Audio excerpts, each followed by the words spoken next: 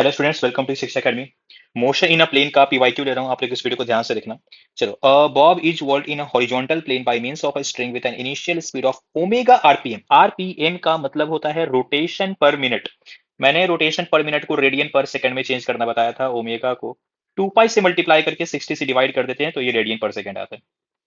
चलो ठीक है। The tension in the string is T if speed becomes 2 omega while keeping the same radius. The tension, अब ये omega बन गया है 2 ओमेगा, तो आखिर क्या करना होगा। देखो, रेडियस तो सेम है। टेंशन का फॉर्मूला क्या होता है, M omega square R or M we square by R. हालांकि यहाँ पे आरपीएम है, लेकिन हम मैंने लिखा नहीं क्योंकि वो टू पाई बाई 60 वैसे भी कैंसिल हो जाएगा डिवाइड करने के बाद, टेंशन नहीं देना उसका। एम ओमेगा स्क्वायर आर, लेकिन दूसरा क्या हो गया है, एम 2 ओमेगा का स्क्वायर इंटू आर। अब जब डिवाइड करेंगे तो M omega square R cancel हो जाएगा, तो क्या 2 पावर 2 बचा 4, मतलब 4t टेंशन हो जाएगा। नेक्स्ट है, a body is falling freely in a resistive medium. Resistive medium का मतलब हो गया है कि मीडियम है जो पार्टिकल के मोशन को रेजिस्ट कर रहा, लाइक पानी।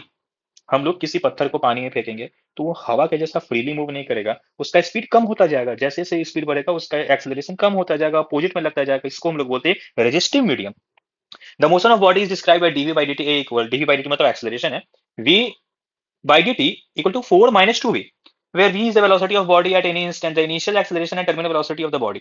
इनिशियल एक्सेलरेशन पूछा गया है एंड टर्मिनल वेलोसिटी पूछा गया है। सिंपल सी बात है, इनिशियल एक्सेलरेशन में वेलोसिटी हम लोग जीरो पुट कर देंगे। इनिशियली वेलोसिटी जीरो ही था ना। जब हम लोग वेलोसिटी जीरो पुट कर देंगे यहाँ पे, तो बताओ एक्सेलरेशन क्या आ जाएगा, सिर्फ 4 आएगा क्या, मतलब एक्सेलरेशन तो 4 रहेगा। ओके, नाउ टर्मिनल वेलोसिटी का मतलब क्या होगा, एक टाइम आएगा जब एक्सेलरेशन यहाँ पे 4 - 2 भी है, v इंक्रीज हुआ, इसको थोड़ा बैलेंस किया, और इंक्रीज हुआ और बैलेंस किया, और इंक्रीज हुआ और बैलेंस किया। एक टाइम आएगा कि ये भी 4 वो भी 4, एक्सेलरेशन जीरो। और जब एक्सेलरेशन जीरो, वेलोसिटी का चेंज होना खत्म, मतलब ये होगा टर्मिनल वेलोसिटी जहां पे acceleration zero, a2 a4 and v2। Next, for a smoothly running analog clock the ratio of number of rotation made by. Number of rotation चाहिए हम लोगों को hour hand and second hand का। Second hand एक दिन में कितना बार घूमता है, तो सोचो ना आप, अगर वो 60 टाइम्स घूम रहा, एक बार पूरा घूम रहा तो 1 मिनट कवर करता है। 60 टाइम्स घूम रहा तो एक आर पूरा कंप्लीट करेगा।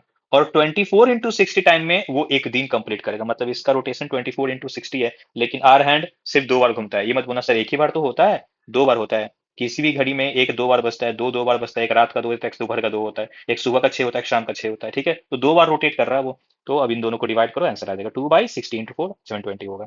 अ particle moving with uniform speed in a circular path maintains. जब भी कभी सर्कुलर पाथ में जाएगा, हम लोग को एक बहुत बड़ा धोखा होता है कि सर इसका वेलोसिटी तो कांस्टेंट है। वेलोसिटी कांस्टेंट नहीं है भाई, स्पीड कांस्टेंट है। वेलोसिटी में, वेलोसिटी जैसे वेक्टर क्वांटिटी, हम लोगों को मैग्नीट्यूड के साथ साथ डायरेक्शन भी चेक करना, और डायरेक्शन तो चेंज हो रहा, डायरेक्शन चेंज हो रहा तो वेलोसिटी कैसे सेम हो सकता है। कांस्टेंट वेलोसिटी नहीं होगा, कांस्टेंट एक्सेलरेशन भी नहीं होगा। कभी एक्सेलरेशन ऐसा फिर ऐसा फिर ऐसा, हमेशा सेंटर की तरफ कांस्टेंट वेलोसिटी। बट ना ना, constant velocity, variable velocity variable acceleration, ये सही है। चलो, a ball is projected from point A with velocity 20 angle 60 horizontal at point B. Velocity of ball will be, यहाँ का वेलोसिटी चाहिए। चलो, प्रोजेक्टाइल मोशन में इसका एक कंपोनेंट था यहाँ पे, ये कंपोनेंट कभी चेंज ही नहीं होता। ये कंपोनेंट है कितना, 20 cos 60, और वही यहाँ पे मिलेगा क्योंकि वर्टिकल तो जीरो हो जाएगा। तो 20 cos 60 का वैल्यू 1/2, 20/2 10 आंसर आएगा। नेक्स्ट है, particle is executing uniform circular motion with वेलोसिटी v एंड एक्सेलरेशन है। फिर से वही क्वेश्चन है कि जब ये circular motion, uniform circular motion का मतलब स्पीड चेंज नहीं हो रहा, तो variable acceleration and variable velocity दोनों, v not constant a not constant. ठीक है, चलो, a bullet is fired from a gun at speed 280 in the direction 30 degree. The maximum height का फॉर्मूला होता है u square sin square theta by 2g। u square 280 का square, sin square theta मतलब 30 degree above the horizontal है ना, तो sin 30 का value 1/2, 1/2 का स्क्वायर 1/4, 2g यहाँ पे लगा दिया, सॉल्व करो, आंसर आ जाएगा। ठीक है, चलो next, the angular acceleration of body moving along the circumference of the circle is along the axis of rotation. ठीक है, इसको कैसे चेक करते हैं, जब भी कभी ओमेगा या अल्फा इन सब का डायरेक्शन चेक करना हो ना, हम लोग राइट हैंड थंब रूल लगाएंगे।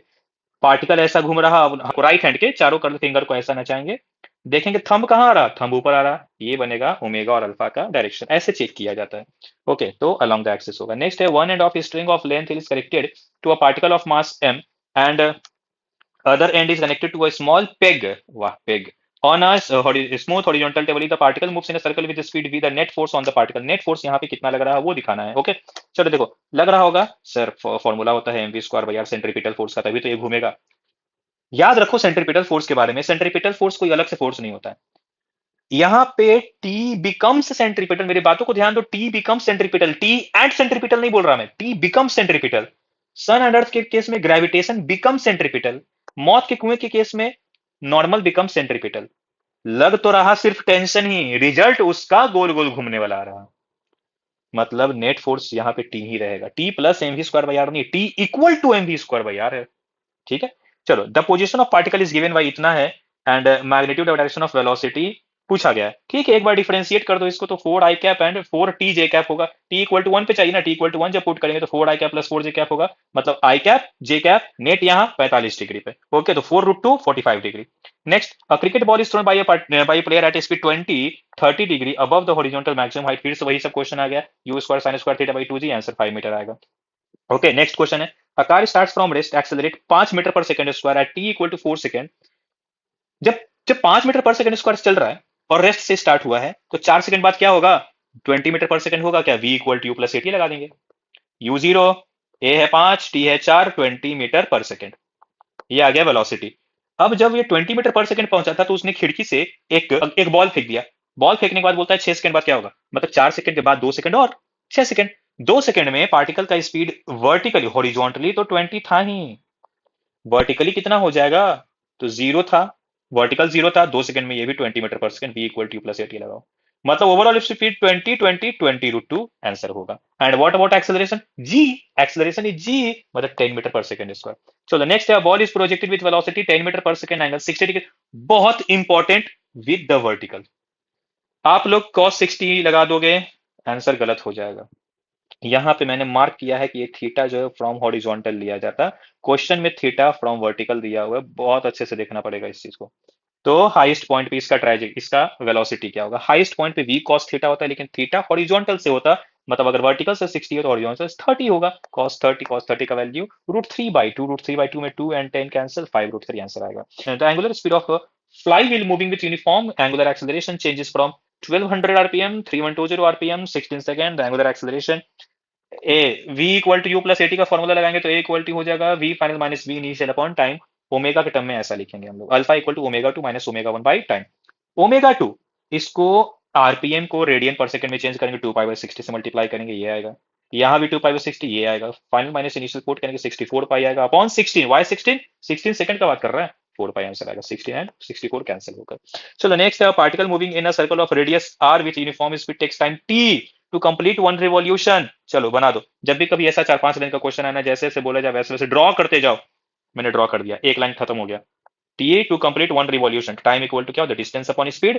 ठीक है, in this particle were if this particle were projected with the same speed at an angle theta, जो स्पीड से ये चल रहा था v ना, वही स्पीड से यहाँ फेंक दिए थीटा एंगल पे, मैक्सिमम हाइट 4r हो गया। मैक्सिमम हाइट का फॉर्मूला लगा दो ना, मैक्सिमम हाइट का फॉर्मूला क्या होता है, you square sine square theta by 2g, theta बताना है। अब देखो हम लोगों को, अब जरा, अब यहां से ना आपको दिमाग काम नहीं करेगा, आपने टी का इक्वेशन लिख दिया, ये वाला भी नहीं लिखा हुआ है, आपने टी का इक्वेशन लिख दिया है, आपने ये इक्वेशन लिख दिया, अब समझ में नहीं आ रहा क्या करना है। तो देखो यहाँ ध्यान से, थीटा यहाँ पे देखो, पाई है, आर है, जी है, टी है, चारों ऑप्शन में पाई है, आर, जी, टी, आर, ये सब दिख रहा है, थीटा वी नहीं दिख रहा। हम लोगों को वी का ठिकाना लगाना है।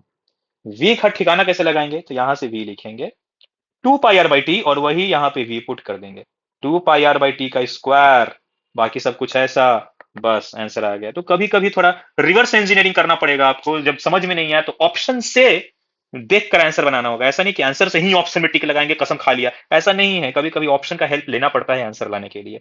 चलो नेक्स्ट है, when an object is shot from a bottom of a long smooth inclined plane kept at an angle 60 degree with horizontal, x1 distance travel कर रहा है, अगर 60 डिग्री पे 60 डिग्री इंक्लाइन फेंका है तो, x2 डिस्टेंस ट्रेवल कर रहा है, अगर 30 डिग्री इंक्लाइन फेंका गया तो x1 बाई x2 बताना है। चलो यहाँ पे क्या क्या दिया हुआ है, s दिया हुआ है, u दिया हुआ है, v0 भी दिया हुआ है, अरे v स्क्वायर इसका 2s बैठ रहा, बैठा देंगे इसको, v मतलब जीरो, बोल रहा है ना at an angle theta x1 along the plane, x1 तक ट्रेवल कर सकता है, मतलब जीरो होने के पहले ही तक ना, यहाँ पे जीरो, तो v square zero, u square and acceleration यहाँ पे होता है g, यहाँ पे g sine theta, g cos theta, ये सब कंपोनेंट ब्रेक करते हैं हम लोग, तो यहाँ पे g साइन 60, g साइन 60 यहाँ पे लिख देंगे, एंड x1, तो x1 आया अपने को इतना, सेम टू सेम चलेंगे 30 डिग्री वाले कॉन्सेप्ट में, 30 डिग्री यहाँ साइन 30 पुट कर देंगे, आंसर ये आ जाएगा। दोनों का रेशियो निकालना है, दोनों का रेशियो निकाल देंगे, सब कुछ कैंसिल होकर 1/√3 बनेगा। नेक्स्ट है पार्टिकल मूविंग विद वेलोसिटी v is acted by three forces shown by vector triangle p q r। जब भी कभी ये वेक्टर ये वेक्टर ये वेक्टर कुल मिलाकर एक ही पॉइंट पे पहुंच रहा है तो नेट फोर्स या नेट वेक्टर का रिजल्ट जीरो हो जाएगा। जब नेट फोर्स जीरो है, क्योंकि तीनों वेक्टर फोर्स का है, नेट फोर्स जीरो है, तो क्या हम लोग बोल सकते हैं कि F equal to DP by D T होता है? तो मोमेंटम में चेंज नहीं होगा, मोमेंटम में चेंज नहीं तो वेलोसिटी में चेंज नहीं, वेलोसिटी में चेंज नहीं तो काहे का velocity particle change remains constant. चलो नेक्स्ट है the X Y coordinate of particle at an time, X equal to इतना दिया हुआ, वाई इक्वल टू इतना दिया हुआ, एक्सेलरेशन पूछा है टी इक्वल टू 2 सेकंड पे। चलो एक्स है, एक बार डिफरेंशिएट करो वेलोसिटी मिलेगा, दूसरी बार डिफरेंशिएट करो एक्सेलरेशन मिलेगा। वाई है, एक बार डिफरेंशिएशन वेलोसिटी, दूसरी बार वेलोसिटी खत्म, वेलोसिटी कांस्टेंट है तो एक्सेलरेशन क्या हो जाएगा, जीरो हो जाएगा। इसका मतलब ओवरऑल क्या हुआ, ए इक्वल टू -4 मीटर पर सेकंड स्क्वायर। अच्छी बात यह है कि टाइम पे डिपेंड ही नहीं कर रहा, तो यहाँ पे टी जीरो पूछे, 1 पूछे, 2 पूछे, 4 पूछे, 5 पूछे, 50 पूछे, आंसर ये -4 मीटर पर सेकंड स्क्वायर ही रहेगा, वो भी एक्स डायरेक्शन में। यहाँ तो सिर्फ क्वांटिटी पूछा है ना, ये पूछता कौन सा डायरेक्शन, वो भी हम लोगों ने फाइंड किया, ये एक्स डायरेक्शन में है, तो आई कैप होता। चलो ठीक है, तो ये सारा क्वेश्चन लगभग कवर हो चुका है 2D मोशन का। आप लोग इस वीडियो को बहुत अच्छे से प्रैक्टिस कर लो, इंपॉर्टेंट है और इजी भी है, अच्छे से हो जाएगा। ठीक है, चलो मिलते हैं नेक्स्ट वीडियो में।